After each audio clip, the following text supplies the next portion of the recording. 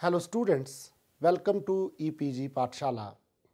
I am Professor Kulbhushan Chandel from Himachal Pradesh University Shimla.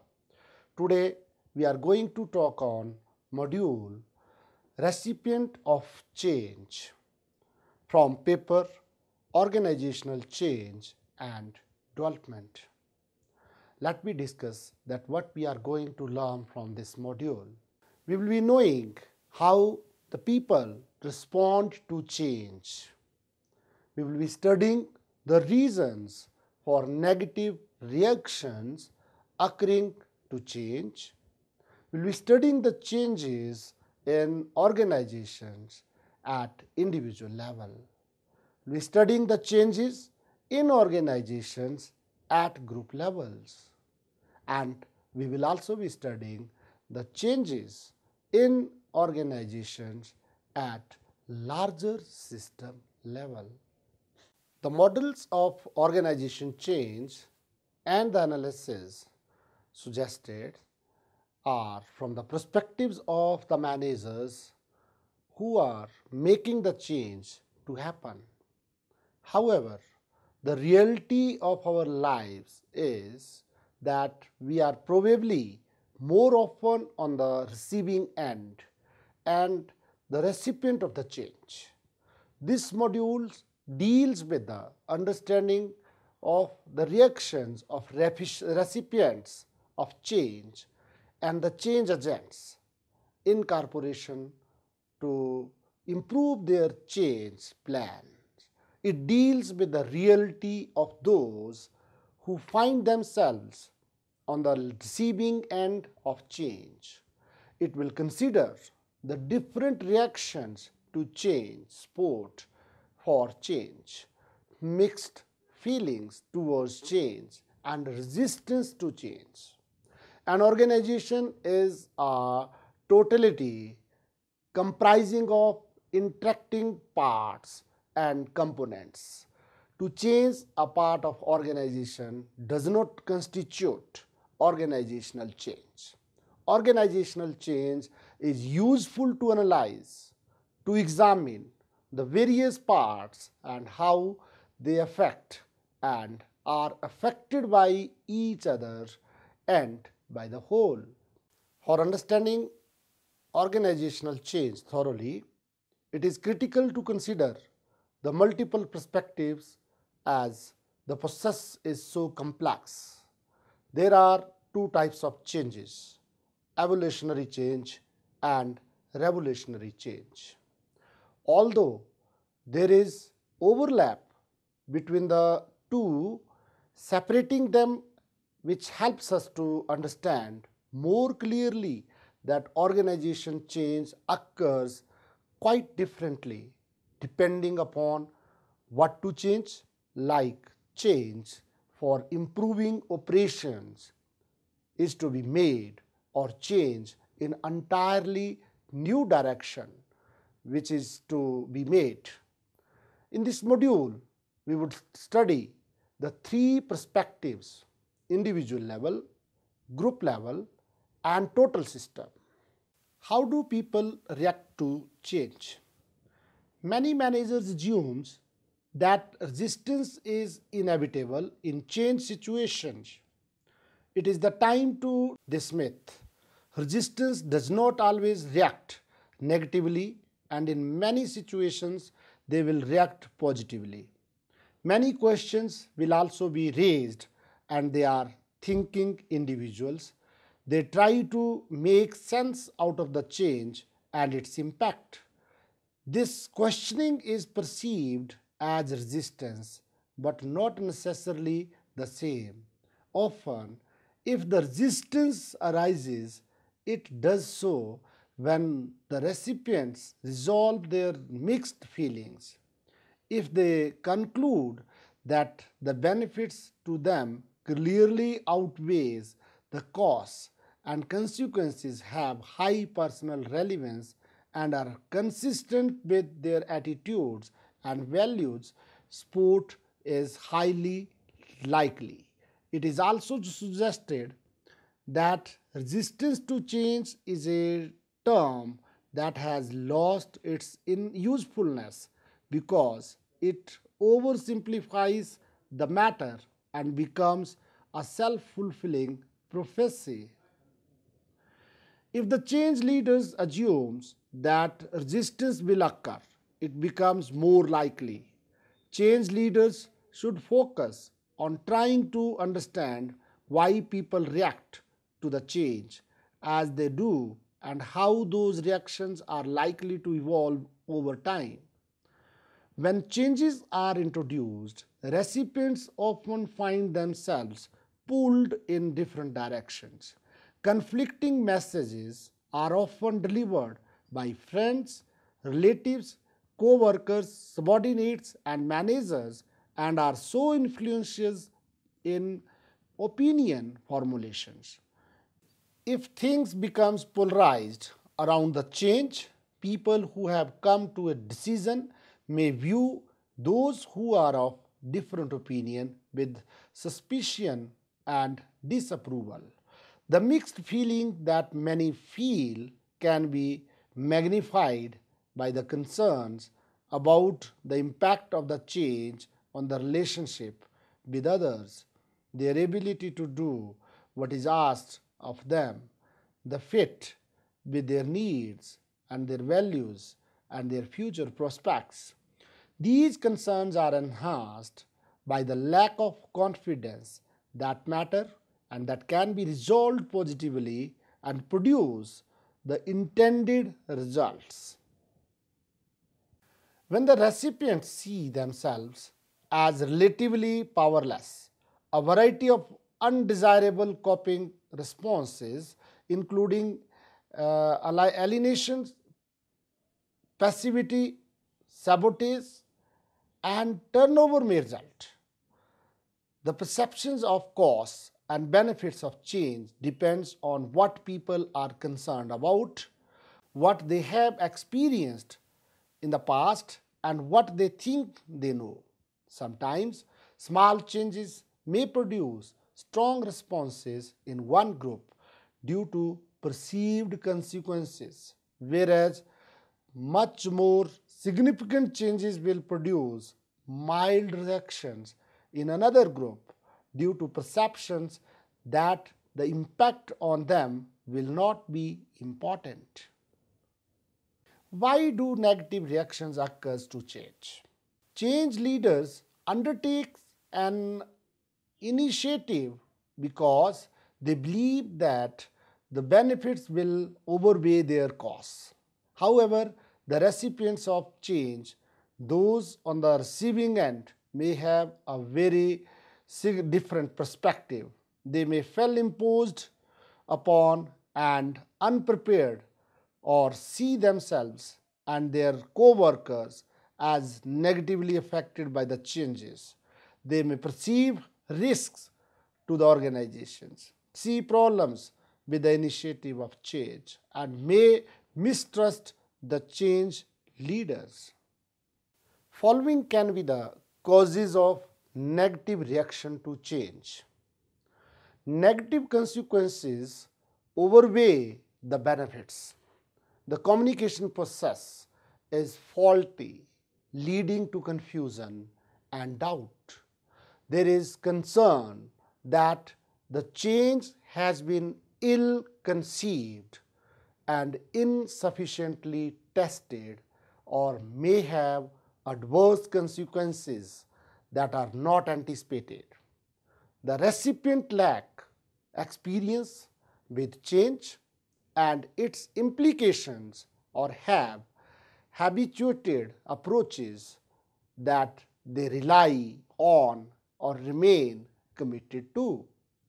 The recipient have had prior negative experience with a similar change. The negative reactions of peers, subordinates, and supervisors also influence the views. The change process is seen to be lacking justice. Negative reactions to change. Concern and negative reactions towards change for a variety of reasons. First, perception concerning the negative consequences of the change may simply be true. The change may be fundamentally incongruent with the things the recipient value about their jobs or workplace. The loss of work is likely the most extreme form of this. Second, the communication process can be flawed and the recipient may be left feeling ill-informed. Support is likely to be less when people feel they lack the information they need to make an informed judgment. Third, the recipient may have serious doubt about the impact and effectiveness of the change, and they may be concerned that the change initiative has not been sufficiently studied and tested. Fourth, recipients may react negatively because they lack experience with change and are unsure about its implications. When the conditions in an organization are stable for a longer period of time, even modest changes can seem threatening. Fifth, recipients may have negative experience with the change initiatives that seem similar to the one being advocated. Sixth, they may have had negative experience with those who are advocating change.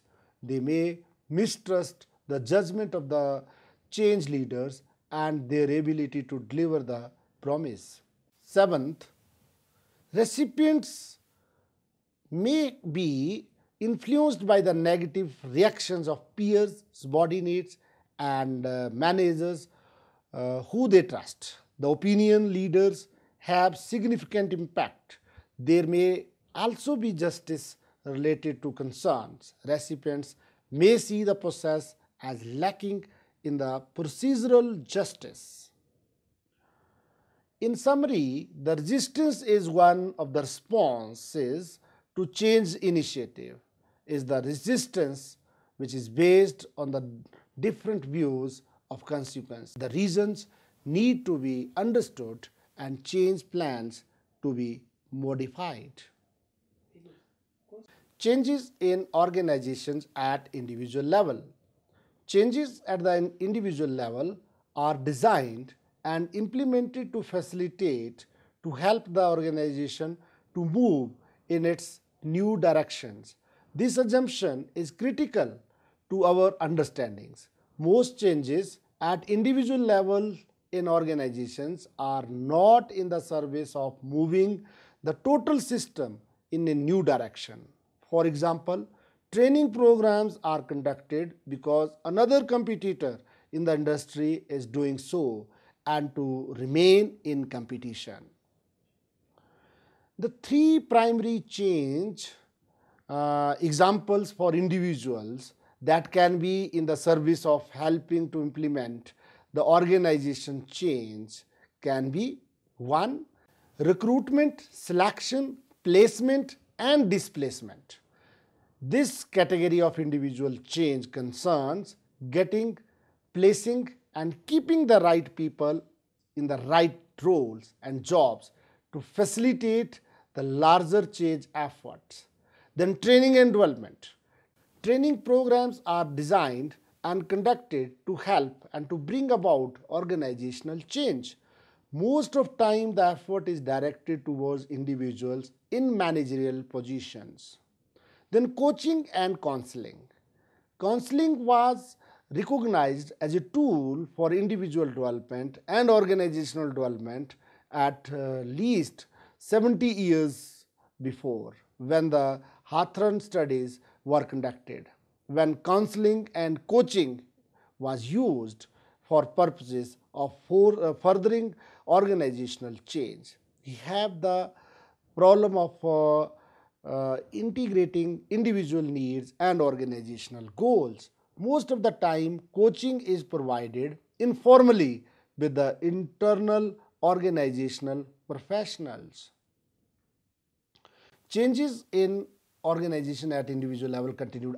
These informal encounters may be carried out during conversations, briefs, and spontaneous talks with the managers. More recently, the executive coachings has been incorporated. Coaching occurs at all levels of organizations, but executive coaching has more elegance. Witherspoon and White have specified at least 4 different roles that executive has to play. That is, coaching for the skills, coaching for performance, coaching for development, and coaching for executive agenda. Individual responses to organizational change. Individuals' reaction to significant change in organizations change that directly affect them has been linked to the psychiatrist Elizabeth Kubler-Ross descriptions in the 5 stages that most people go through when they are faced with terminal illness. The struggle begins with shock and denial, moves to anger, to bargaining, and to attempt to postpone the inevitables, to depressions, and for the acceptance. Not everyone moves through all these stages. Some never moves beyond denial. Some organizational members fight the change to death, constantly denying that the change is necessary. Others embrace the changes readily and move with it. Most people are somewhere in between and move through all the stages. There are 3 ways to help organizational members to deal with change conceptually, then achieving closures and participations. The framework developed by William Bridges is an example. He has given 3 phases. 1, ending and letting go. Then, second, going through the neutral zone, and finally, making a new beginning. He distinguished the change and transition. Change is something that starts and stops, or when something that used to happen in one way that start happening in another manner. Transition is a psychological process extending over a longer period of time and cannot be managed, unlike change. Changes in organizations at group level. The primary work group, whether it is a top management, packaging unit at plant level, or a district sales team, is the most important subsystem within an organization.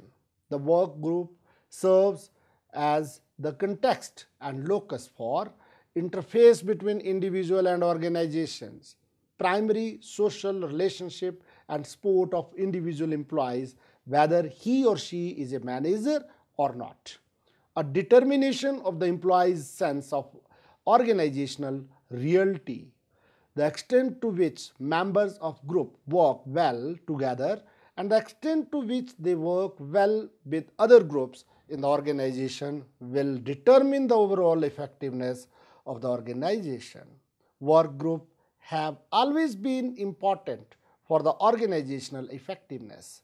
This importance is increasing. The single individual who knows many of the functions and specialties within an organization is becoming more and more rarity.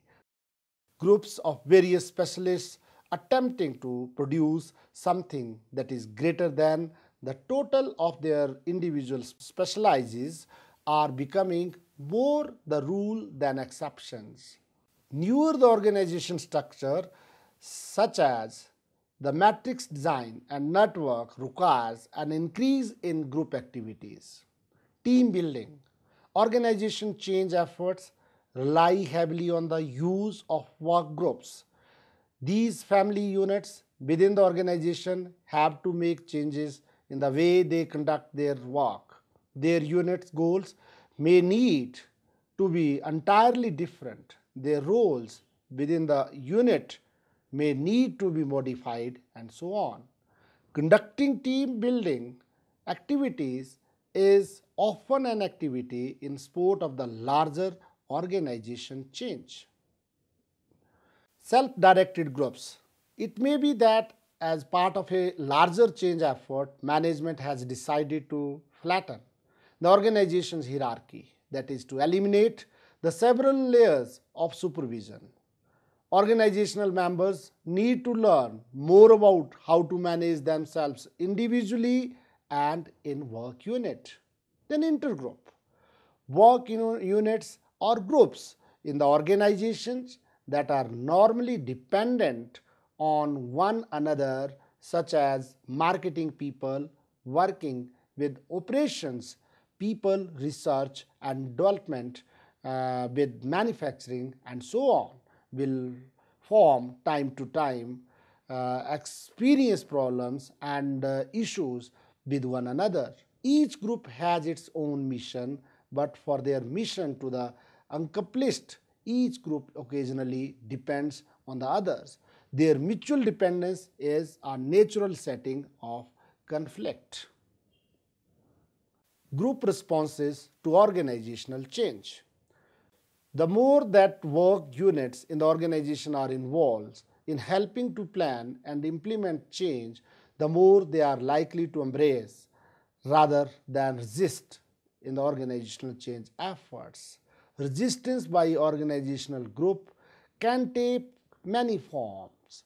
That may be the protection and competition to change their units is to endanger a central and core competence of the organization, is an expression often heard from various organizational groups time to time. Changing alliances and ownership to avoid dealing with organization change, group may opt for becoming a separate entity, formally departing from parent organization. The demand for new leadership, distinction between the really and fake conflict. There are time and circumstances in which the group's leader is simply not capable of dealing with and leading the change effort. Under these conditions, the leader should be replaced. And finally, it makes sense to recompose the group, not changing its function necessarily, and it may be that new skills and technology are needed for a particular work unit to forward in support of the larger change effort. Changes in organizations at larger system level. An organization change efforts begins all at once with the total system, especially in a large organization. Beginning typically involves an individual group program such as management training or an already recognized need to make a significant change in the organization structure. In this, we have considered the interventions previously described as in examining the large system change, the orders of change, phases of large system change, change focus, and finally change at the interorganizational levels have been considered. Order of change. It is useful to think strategically about the different orders of change, as the change at the larger system is complex. At the first order change, it is within a subsystem, and although change in that unit will have some consequences for the larger system, the change within the initial subsystem will be short-lived. At the second order change, the target is a subsystem that is beyond the initial focus, but that will be affected if initial effort is successful.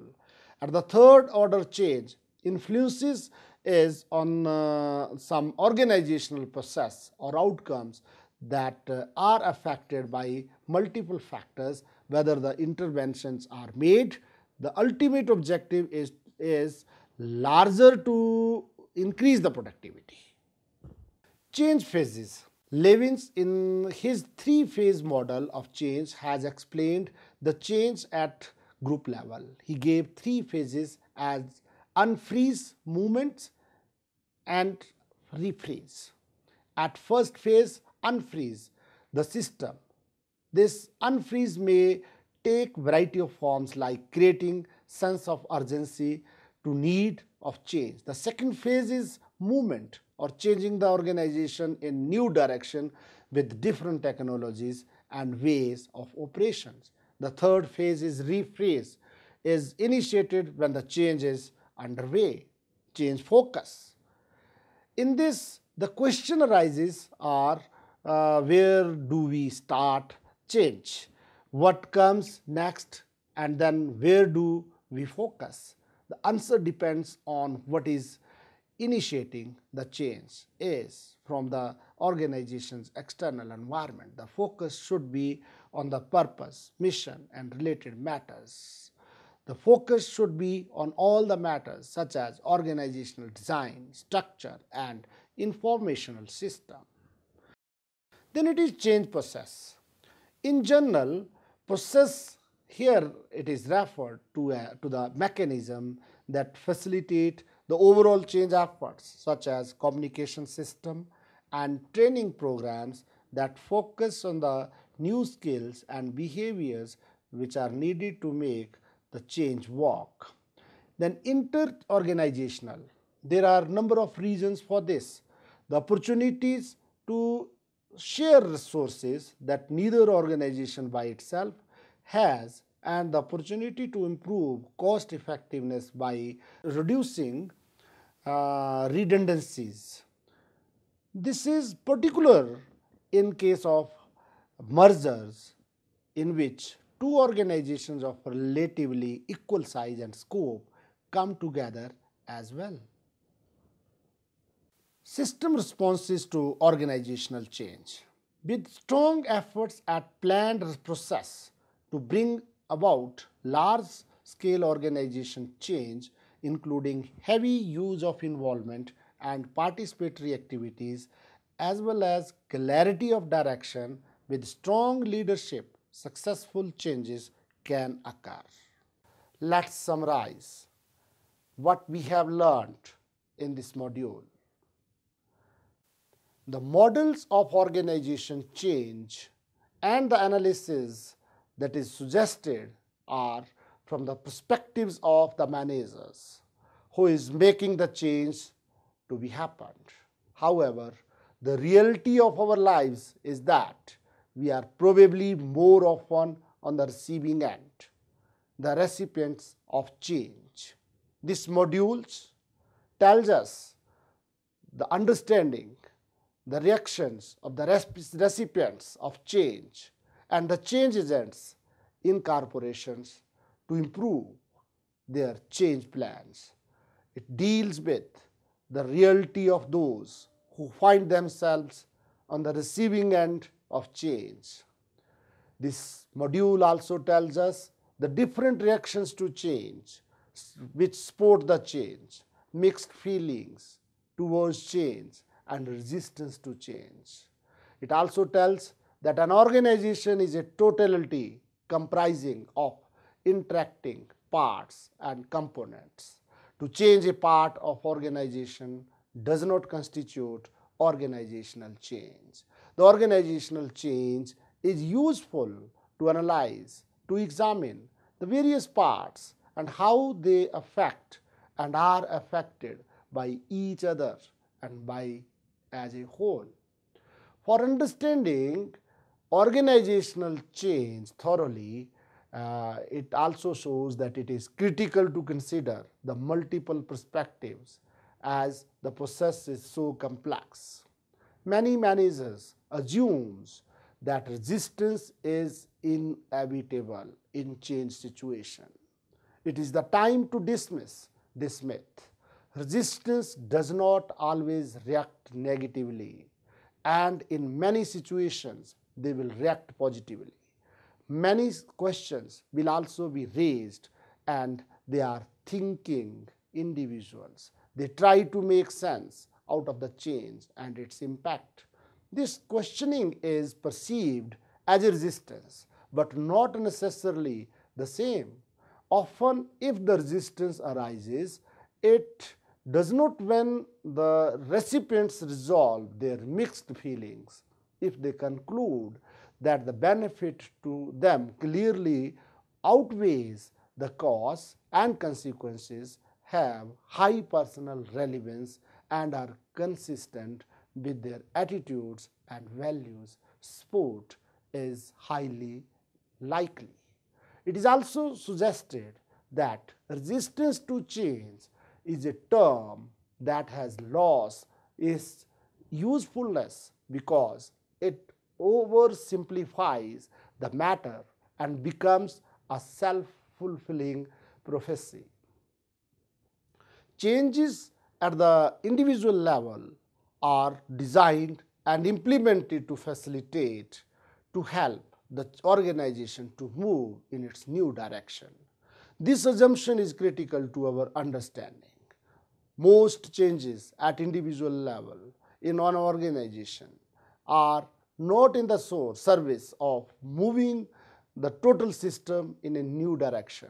For example, training programs are conducted because another competitor in the industry is doing so, and to remain in competition, the primary work group, whether it is a top management, packaging units at plant level or district sales team, is the most important subsystem within an organization which should be trained also. This work group serves as the context and locus for the interface between individual and organizations. Primary social relationship and support of individual employee, whether he or she is a manager or not, a determination of the employee's sense of organizational reality. And organization change efforts begin at once with the total system, especially in a large organization. Beginning typically involve an individual, group, program such as management training or an already recognized need to make a significant change in the organization structure. In this, we considered the interventions previously which have been described. In examining the large system change, we have considered the order of change, phases of large system change, change focus, and finally change at the inter-organizational level. We have considered organizational change from the perspective of levels of individuals, which includes interpersonals, that is group and larger system. Thank you.